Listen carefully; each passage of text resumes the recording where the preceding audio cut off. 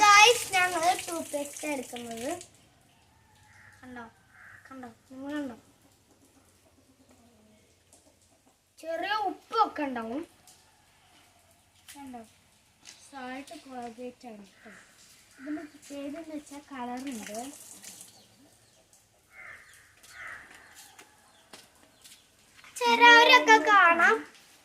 ചിലവരൊക്കെ കാണാം പല്ല് കുറെ നേരം തേക്കില്ല കുറച്ചൊക്കെ നേരം തേക്കത്തുള്ളൂ